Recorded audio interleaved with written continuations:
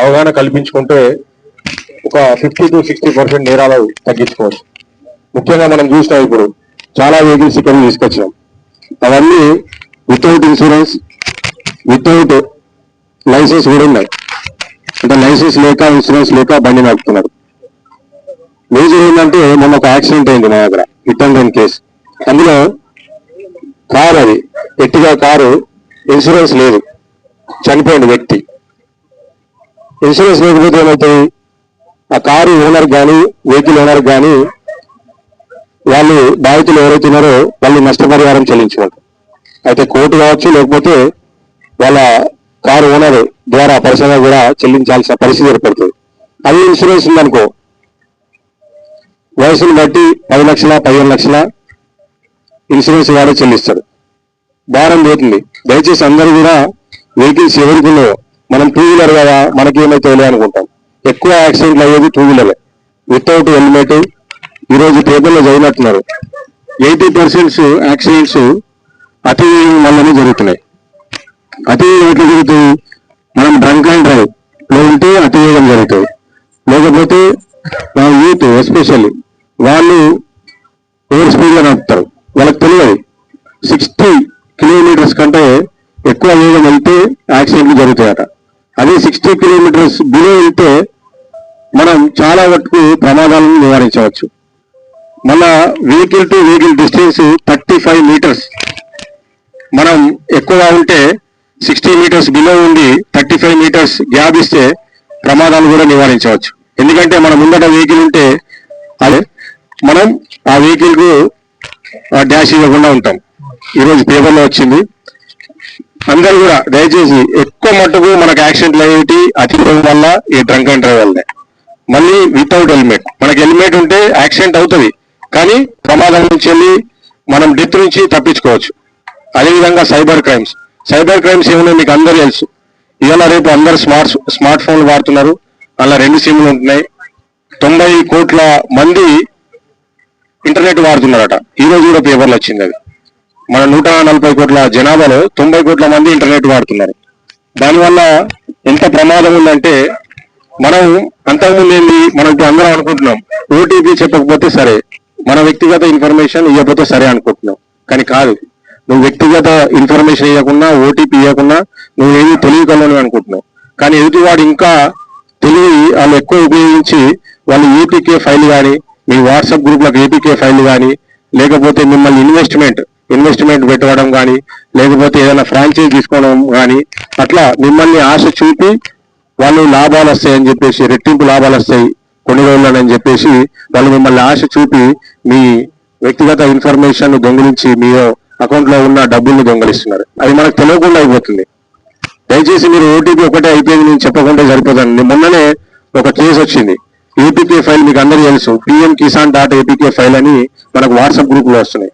PM Kisan అనే కాదు, trend ఏది ఉంటే అది, ఆధార్ కార్డు కావచ్చు, ఏదైనా అప్డేట్ కావచ్చు, .apk ఫైల్ అని మీ వాట్సాప్ గ్రూప్ వస్తుంది. కొందరు వాట్సాప్ గ్రూపులలో కూడా పంపిస్తున్నారు, తెలిసిన వాళ్ళు కూడా పంపిస్తున్నారు.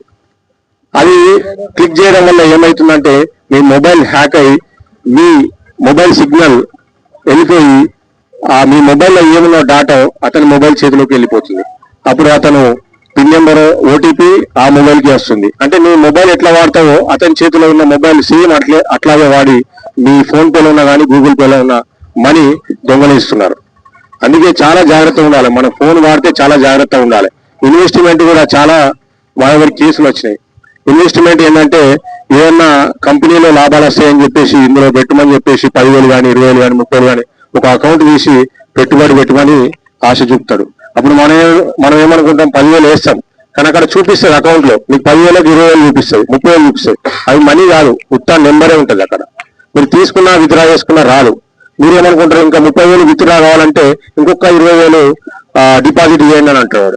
ఇంకో 20,000 డిపాజిట్ చేస్తాం. అట్లా 50,000 లక్ష డిపాజిట్ చేసినా కానీ మీ మనీ వెనకకు రావు. దయచేసి ఎవ్వరు కూడా, మీకు మనీ అనేది ఈజీగా మనం సంపాదించలేం, ఏదైనా కష్టపడితేనే వస్తుంది. అట్లా చాలా ఉన్నాయి మోసాలు. మీరు జాగ్రత్తగా ఉంటారు కావచ్చు, మీకన్నా ఎక్కువ వాడు కొత్త రకాల మోసాలకు పాల్పడుతూ మిమ్మల్ని మోసం చేస్తున్నారు. దయచేసి అందరూ కూడా గమనించాలా. ఇంకా ఈ గంజాయి మరియు మత్తు పదార్థాలు కూడా ఎవరు కూడా మీకు ఇన్ఫర్మేషన్ ఉంటే దయచేసి దానివల్ల పిల్లలు చెడిపోతున్నారు.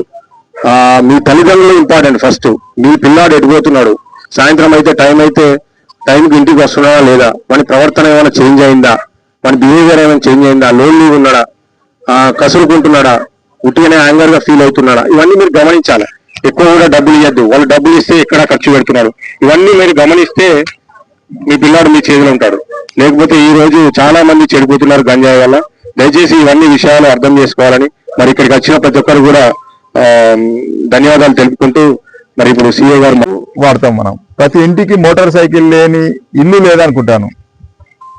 మరి మోటార్ సైకిల్ వాడినప్పుడు మినిమం మనం రోజు చెప్తున్నాం, రోడ్డు భద్రత, మీ యొక్క భద్రతను రోడ్డు మీదకి ఎక్కినప్పుడు మనం సరిగా అయినా ఎదుటోడు కరెక్ట్ రాకపోవచ్చు. మరి అట్లాంటప్పుడు మన ప్రాణాలు కాపాడుకోవడం, మన కుటుంబాలు కాపాడుకోవడం. ఒక ఇంటి పెద్ద పోతే ఆ కుటుంబం రోడ్డు మీద పడుతుంది, పిల్లలు రోడ్డు మీద పడతారు.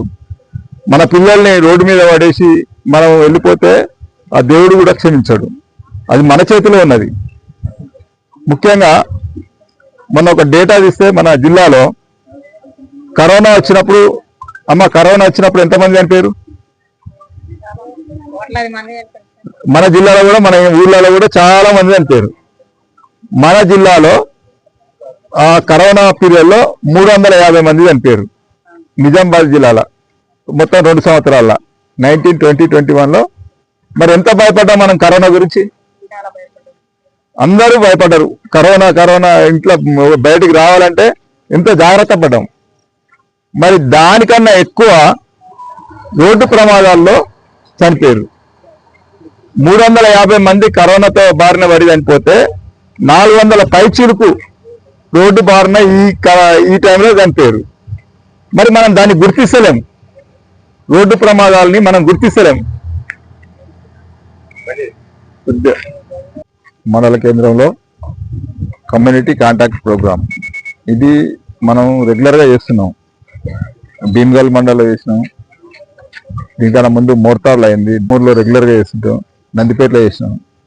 మన సబ్ డివిజన్లో ప్రతి దగ్గర ఒక ఇట్లాంటి ప్రోగ్రామ్స్ చేస్తూ మేము ఈ ప్రజలతోని సంబంధాలను, అంటే ఇట్లా రావడం వల్ల కొంతమంది అనుకుంటారు ఎందుకు మా ఏరియాకి వచ్చి చెక్ చేసారు, అట్లాంటి ఏమి మీరు అపోహపడద్దు.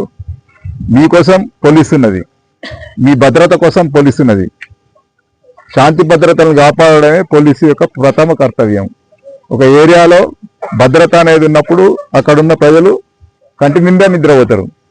రోజు గొడవ ఒక ఇంట్లో భార్యాభర్త కొట్లాడితే ఆ ఇల్లు ప్రశాంతంగా ఉండదు. అట్లనే ఒక ఏరియాలో చిన్న ప్రాంతంలో రోజు కుటుంబాలు కొట్లాడితే ఆ ఏరియా ప్రశాంతంగా ఉండదు. అక్కడ ఎందుకున్నవరా అని చెప్పి నరకంగా చూస్తున్నాం. మరి అట్లాంటివి ఉండద్దు అనే ఒక మంచి కార్యక్రమాన్ని తీసుకొని పోలీసులే మనం ప్రజల దగ్గరకు పోయి వాళ్ళ సాధక బాధకాల్లో పాల్గొంచుకొని వాళ్ళకున్న సమస్యలు ఏమైనా ఉంటాయో వాటిని తెలుసుకోవాలనే ఉద్దేశంతో ఈరోజు ఈ కమ్యూనిటీ కాంటాక్ట్ ప్రోగ్రాం పెట్టినాం. మేము చెప్పడమే కాదు, మీలో కూడా ఇప్పుడు ఎవరైనా వచ్చి ఇక్కడ జరిగేటి ఏమైనా పరిస్థితులు ఉంటే దయచేసి ముందుకు వచ్చి ఒక 2-3 చెప్పాలా. అమ్మ ఏమైనా ఉంటే చెప్పండి మీరు.